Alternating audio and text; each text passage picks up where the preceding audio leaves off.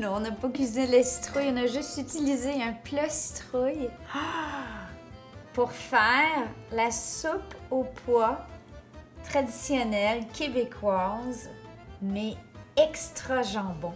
Première chose, avant de te coucher, tremper, tu feras les pois. Je ne suis pas capable de parler comme Yoda. Tu feras tremper les pois jaunes cassés. C'est quoi des pois jaunes cassés? C'est comme ça. Donc, c'est vraiment un pois cassé en deux de couleur jaune. Maintenant, mes pois ont déjà absorbé beaucoup d'eau durant la nuit et je suis prête à préparer mes ingrédients. Allez, je vous montre ça. Première chose, on va faire tremper le lard salé dans un bol d'eau froide. Ça, c'est du lard salé entrelardé, ce qui veut dire qu'on a un petit peu de viande au travers. On en trouve à l'épicerie au travers du porc. C'est pas mal un ingrédient nécessaire à la soupe au pois. Deuxième astuce, si vous êtes plusieurs à avoir profité, il y avait des super bons prix sur le jambon pour le week-end de l'Action de grâce, ou si vous faites un gros jambon pour le temps des fêtes ou peu importe, et qu'il y a un os dessus, gardez votre os de jambon, ça fait la meilleure soupe au pois au monde. Mais moi, j'en ai pas. Elle m'a déjà servi. Pour l'occasion, on va utiliser notre nouvelle cocotte, le creuset. Non, ce n'est pas une commandite, on se l'est acheté. À chaque année, on essaie de s'acheter un outil de cuisine qui est joli, qui est beau, qui va durer pour une vie et la vie de nos enfants ensuite. Et cette année, on a acheté la fameuse cocotte citrouille creuset. Hop, hop, hop, Manon, voilà.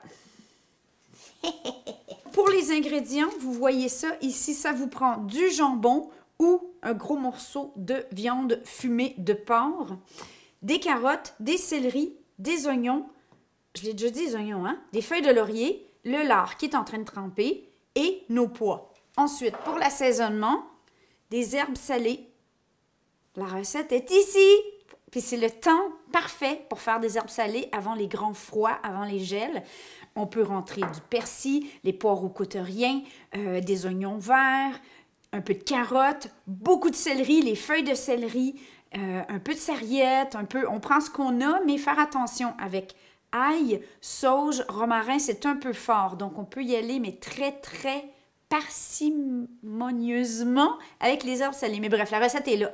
Donc, voilà, pour l'instant, là, je vais faire chop, chop, chop, parce qu'une chose, la soupe au pois, chez nous, c'est pas des gros morceaux. Alors, il faut couper fin. C'est Thermomix ou couteau.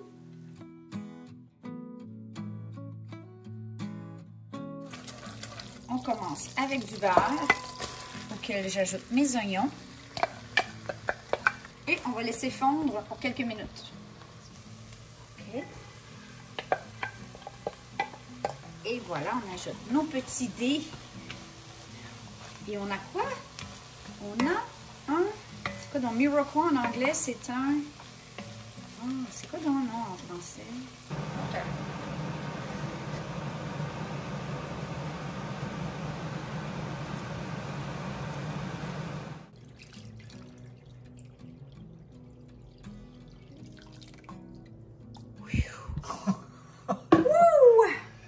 Faites un bon achat.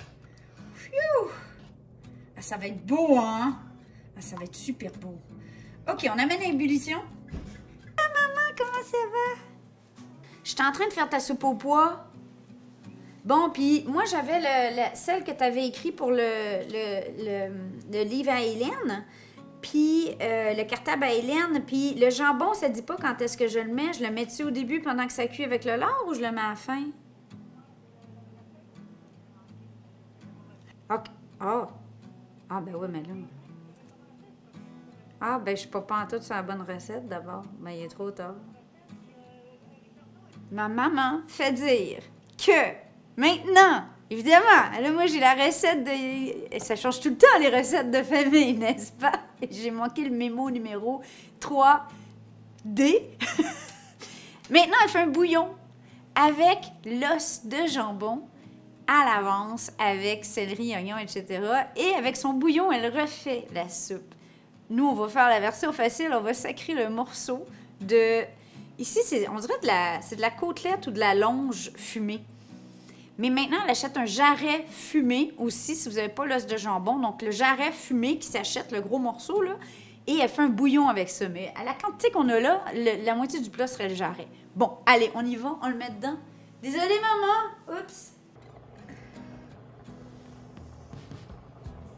Ouh! Puis là, moi, ce que mon instinct me dit, c'est que je vais écumer un peu. Voilà. Et donc là, c'est le temps de vous installer devant le feu de foyer. Relaxer pour au moins 2h30. Mais il manque un ingrédient que j'aime beaucoup personnellement. Je vais aller cueillir la sarriette fraîche dans le potager. Il m'en reste que je dois rentrer de toute façon faire sécher pour l'hiver. Alors, je m'en vais chercher ça. Snip, snip. OK. En fait, je vais l'accueillir de toute façon. On va faire un bouquet. Puis, on va faire sécher. Ça va être beau.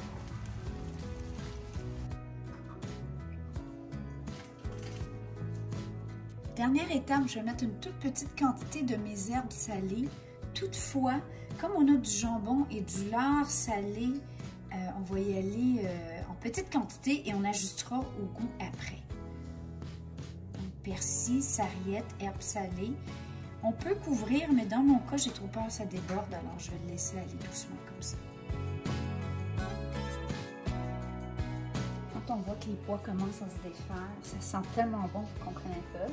On retire les feuilles de laurier, la sarriette, le morceau de jambon, le morceau de lard. On va hacher le jambon et le lard. Et là, le secret, derrière une soupe aux pois crémeuse comme celle que vous avez chez Mamie, je vous le montre tout de suite. À l'aide d'un pied mélangeur, on ne va pas tout broyer la soupe, mais un peu. Et c'est les pois en purée qui vont faire la base crémeuse de la soupe aux pois.